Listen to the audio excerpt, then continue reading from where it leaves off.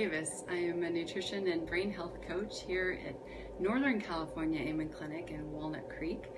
And I'm going to talk to you a little bit today about how to go further with food. So how can we go further with food? Well, we can think about using food as medicine, which it really is, fundamentally speaking. Food provides our brain and our body with the nourishment that it needs, the nutrients that it needs in order to function.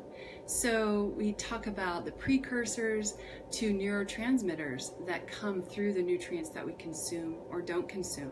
And so the direct brain function, the direct optimal brain function, is related to what we're eating or not eating. So take vegetables and fruits for an example, right? We talk a lot about that here. How do we get more of those in our daily life?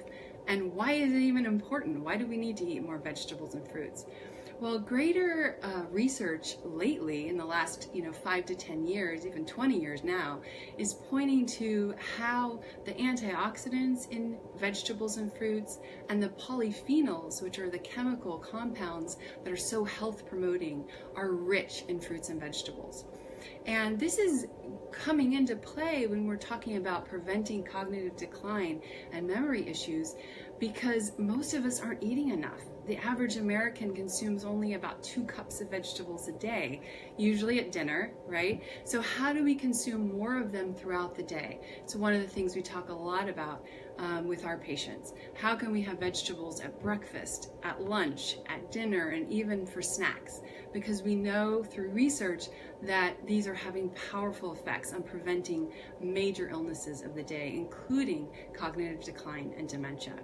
So what we've heard from different research groups is how polyphenols, these compounds in vegetables and fruits, can directly or indirectly impact neurological health.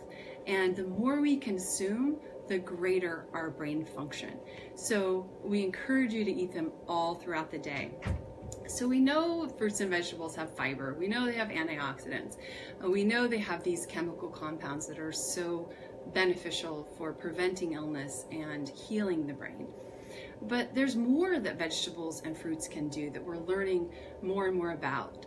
There was a Japanese study recently that compared people who consumed high levels of greens in particular, like spinach and kale and Brussels sprouts and broccoli sprouts, and their ability to prevent cognitive decline and actually also eliminate toxins that were built up in their system. So what are toxins? Something we talk a lot about here.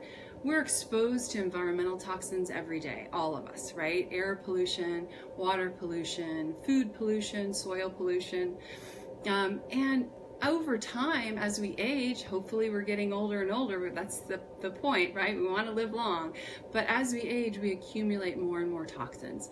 So one of the most exciting aspects of food as medicine research is how these greens, these powerful superfoods you hear so much about, act like sponges and can actually absorb some of the most potent toxins we take in, like dioxins, DDE and DDT, that are still found in our soil years after they've been unable to be used anymore.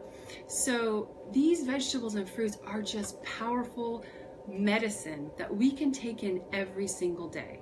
So how do we do that? We add them to eggs in the morning, right? We add more vegetables to our leafy greens at lunch, and we add additional colors to the vegetables that we may be having at dinner. We may even snack on raw veggies and hummus during the day.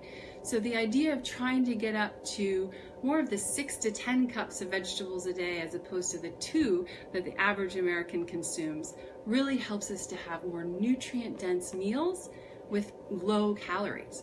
So the standard American diet, you've got high calories, very poor nutrition. So we're not being well nourished even as we're being overfed, right? So we want to encourage you to eat more and more, especially the greens, but any of the dark colored vegetables and the fruits, not only for fiber and antioxidants, but also to help eliminate toxins.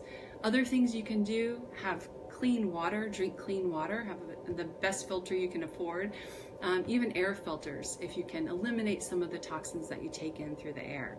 So all of these contribute to cognitive decline long term, so we can do a lot in our day-to-day life. Every time we choose foods to eat or not eat, we can choose optimizing brain health. Thanks for listening. Have a great day.